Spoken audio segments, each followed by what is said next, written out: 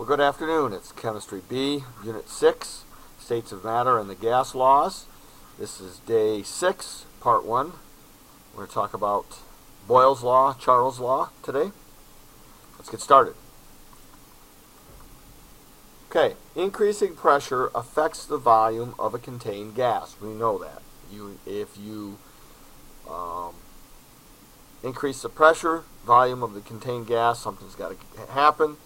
How does this take place? Well, as the pressure of a gas increases, the volume decreases, and vice versa.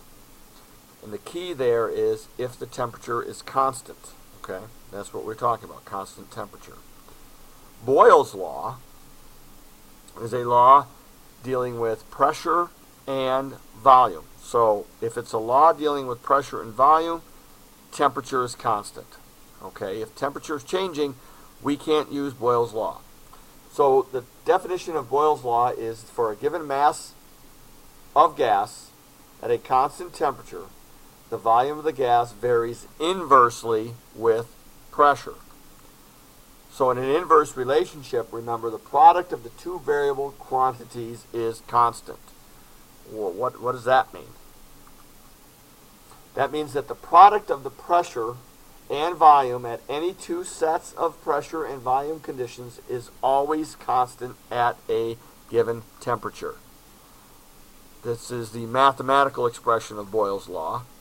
It's P1 times V1 equals P2 times V2. Now, 1 and 2 means first and second. So the initial or the first pressure times the first volume is equal to the second pressure times the second volume.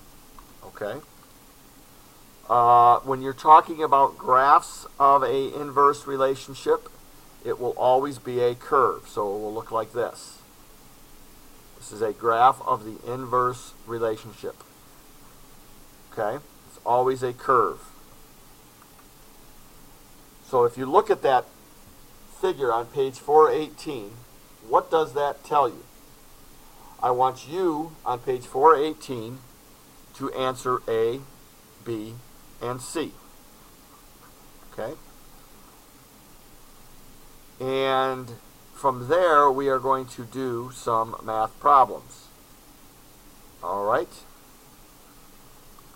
Okay, so we're sample problem page 419. All right, and we're going to deal with Boyle's law. And with Boyle's law, we need to remember that our expression for Boyle's law, or our math for Boyle's law, is P1 times V1 is equal to P2 times V2.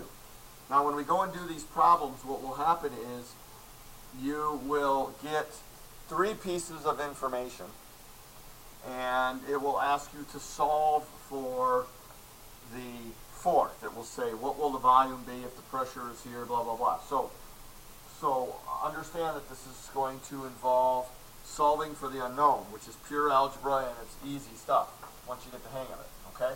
So if we take a look at the sample problem, it says a balloon contains, this is on page 419 in your text, a balloon contains 30 liters of helium at a pressure of 103 kilopascal. What is the volume of the helium when the balloon rises to an altitude where the pressure is only 25 kilopascals? Okay? So, what do we have? This right here is volume 1. This here is pressure 1. And this here is pressure 2. So what is missing? What is missing on this one is that. So we have to solve for that. So plug and chug the numbers. P1 is 30 liters times V1. Oh, excuse me, I did that wrong. Let me go back. Sorry. It's P1, so it's 103. It wouldn't have mattered. kPa times V1, which is 30 liters, equals P2, so here's the new pressure, times unknown. How do we do that? We divide here, 25 kPa, divide on this side, 25 kPa, and this crosses out, leaving us with V2. So it's 103 times 30 divided by 25 equals 1.24 times 10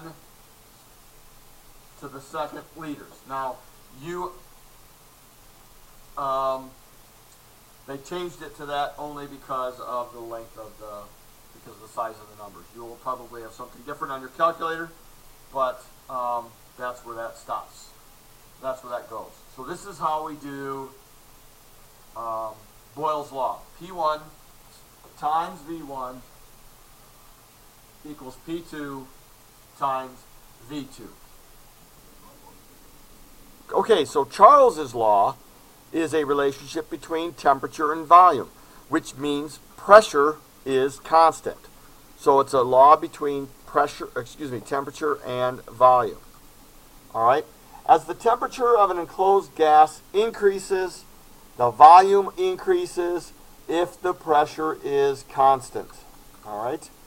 Volume of a fixed mass of gas is directly proportional to its Kelvin temperature if the pressure is kept constant. So our mathematical expression is V1 over T1 equals V2 over T2.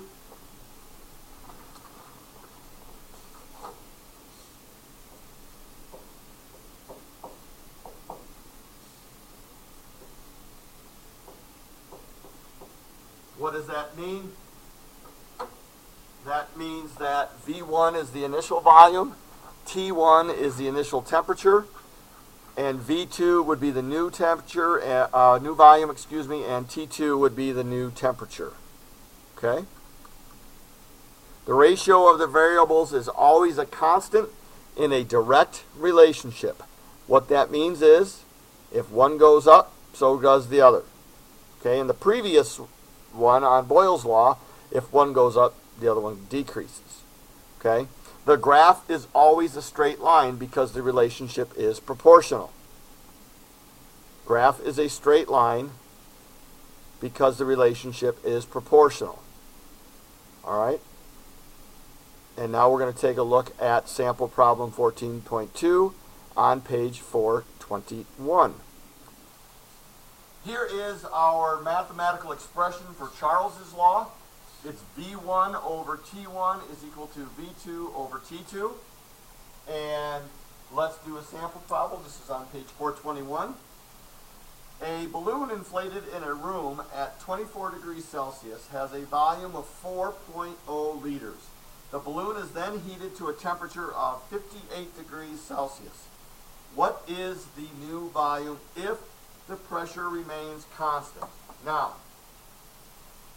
there is a step in this that you have to do. If temp is Celsius, you have to convert to Kelvin. Okay? And you do that by adding 273 degrees. Okay? So, if the temperature is in Celsius, you must add Kelvin. Okay? Because this is what the gas laws require. They require Kelvin. All right? So, in this particular problem, it does list it as Celsius. So, we're going to have to make that conversion. So, what do we know? We know that from our equation, V1, or our problem, is 4.0 liters. We know that T1 is 24 degrees Celsius.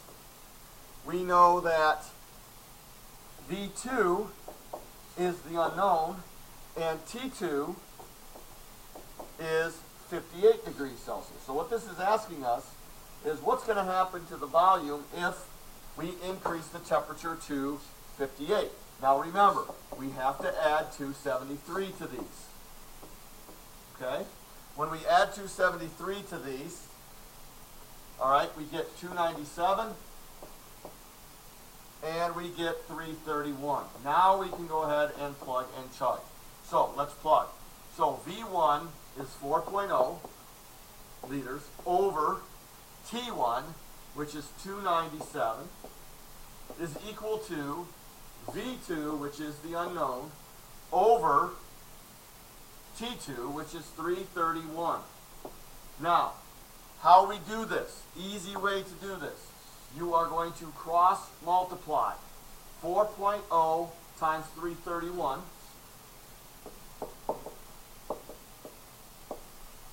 and divide that by 297. Okay? And when you do that, you get 4.46 liters. Now, we know that when one goes up, so does the other one. This is a direct proportion. Does it make sense? We got to check that. 4.0. It was 4.0 at 24 degrees Celsius. It is now 4.46 at 58 degrees Celsius. Yes, this makes sense. As temperature increases, so does volume. And that is all for today's lecture.